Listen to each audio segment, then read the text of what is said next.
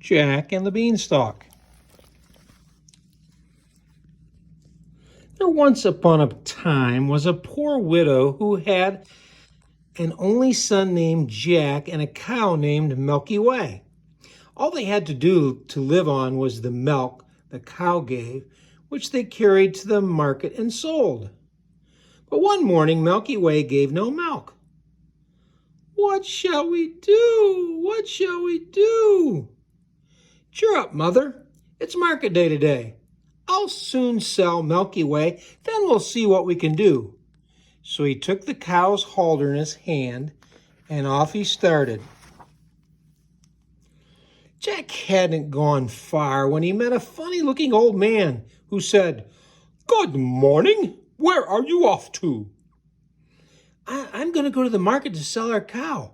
"Oh, I don't mind doing a swap with you. Your cow for these beans. If you plant them overnight, by morning they'll grow right up into the sky." "Really?" said Jack, amazed, and he handed over Milky Way. Well, when Jack got home, his mother asked, "Back already, Jack? How much did you get for Milky Way?" "What do you have to say to these beans?" Jack told her. "Plant them overnight and—" "What?" said Jack's mother. "Have you been so foolish?" And she threw the beans out the window, and she sent Jack to bed without any supper.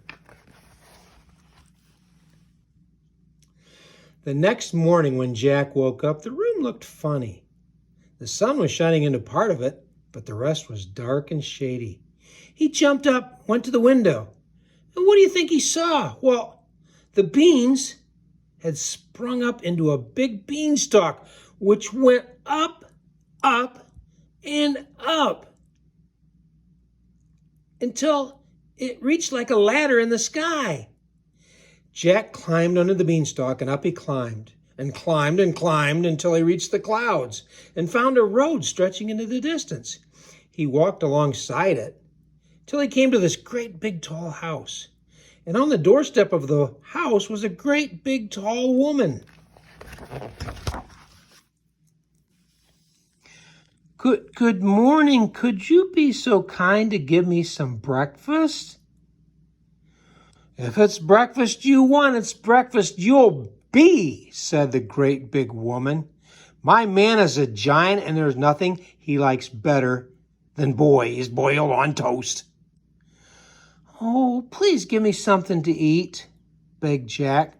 So the giant's wife, who was not half so bad, took Jack into the kitchen and gave him some bread and milk. But Jack had just started to eat when there was a thump, thump, thump. Oh my gosh, the whole house began to tremble with the noise of something coming. "Oh no, it's him! Good gracious, it's him! What on earth shall I do? Come on, quick, jump in here!" And she bundled Jack into the oven just as the giant came in. He was a big one, to be sure. "What's this I smell? Fee, fi, fo, fum. I smell the blood of an Englishman, be he ever be, that I'll grind his bones to make my bread." "Oh, nonsense, dear. You just smell something else. Go wash up, and by the time you come back, your breakfast will be ready for you." While the giant was off washing, Jack was about to jump out of the oven and run away when the woman whispered, "Wait till he's asleep. He always has a doze after breakfast." Well, the giant came back and ate, and when he had finished, he went to a big chest and took out a couple bags of gold. He sat at the table and counted the gold until his head began to nod. Pretty soon,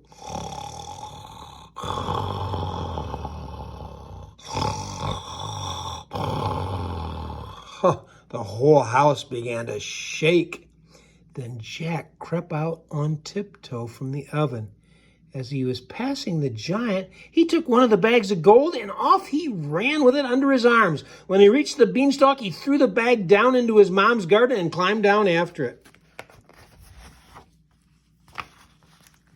Well, Jack showed his mom the gold and said, "Well, Mom, I was right about the beans. They're magical." So they lived on the bag of gold for some time. But at last they came to the end of it, and Jack made up his mind to try his luck once more. So one fine day he got up early, and he jumped onto the beanstalk, and he climbed, and he climbed, and he climbed until he came to the big road again. He went along to see the great big tall house where the woman and giant lived. And there, sure enough, was the great big tall woman standing on the doorstep. "Good morning. Could you be so kind to give me something good to eat?" "Hey, aren't you the boy that came here before? Do you know my husband missed one of his bags of golds that very day?" "Oh, that's strange," said Jack. "I dare say I could tell you something about that, but I'm so hungry I can't speak until I have something to eat." Well, the big woman was so curious that she took Jack in and gave him something to eat. But Jack had scarcely began munching when thump, thump, thump, they heard the giant's footsteps. Away went Jack into the oven to hide.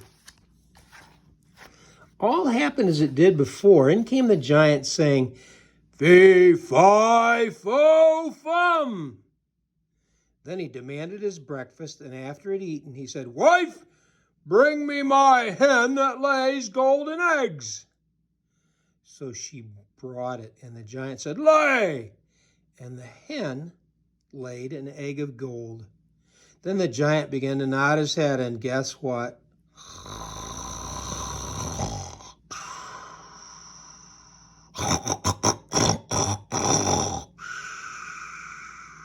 The house shook. Jack snuck out of the oven on tiptoe, caught a hold of that hen, and was off. But just as he was going out the door, the hen gave a gaggle, which woke the giant. "Wife, wife, what have you done with my golden hen?" the giant called. But that was all Jack heard, for he rushed off to the beanstalk and climbed down it and showed his mom the wonderful hen. "Lay, hen," he said, and the hen laid a golden egg.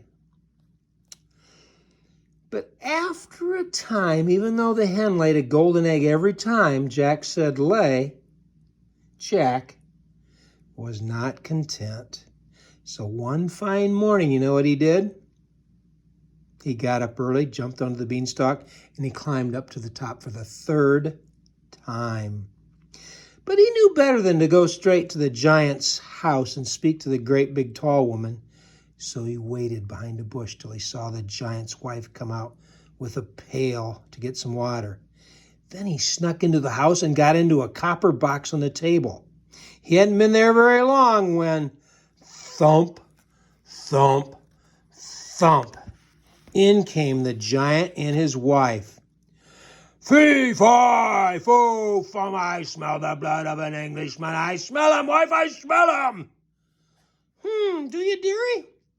Well, then, if it's that little boy who stole your gold and your golden hen, he's probably hiding in the oven." But Jack wasn't there, of course. And the giant's wife said, "There you go again with your fee, fi, fo, fum. Oh, of course, you just smelled something else." So the giant sat down to eat.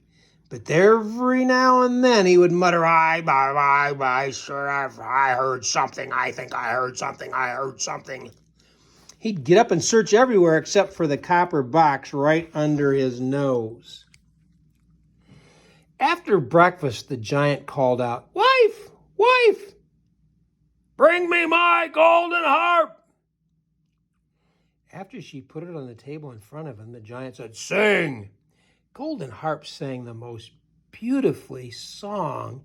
It went on singing until the giant fell asleep, and guess what?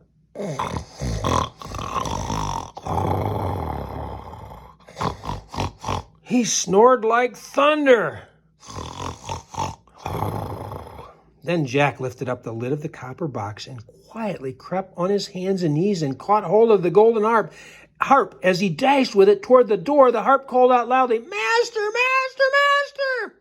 And Giant woke up just in time to see Jack running with his harp.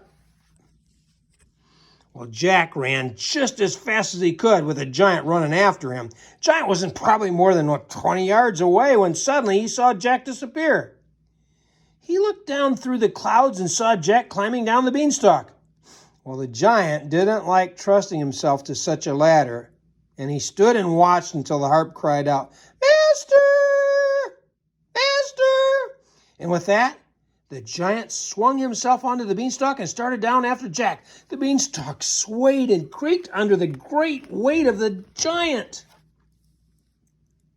By this time, Jack had nearly reached the ground. "Mom, Mom, bring me my axe! Bring me my axe!" His mother came rushing out with the axe in her hands. But when she came to the beanstalk, she stood still with fright. For there she saw the giant with his legs coming down from the beanstalk through the clouds. Well, Jack grabbed the axe and gave a chop. "Help me give it a chop. Give me 3 chops. Chop! Chop!" It cut the beanstalk in half. The giant felt the beanstalk shake and quiver. He looked down to see what was the matter. Then Jack gave one more big chop. "Help me, one more big chop." Boop. And the beanstalk was cut in 2.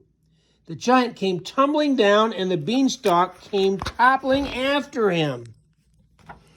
Well, that was the end of the giant. And with the hen that laid golden eggs and a harp that sang, Jack and his mother had no more worries, and they lived. The end.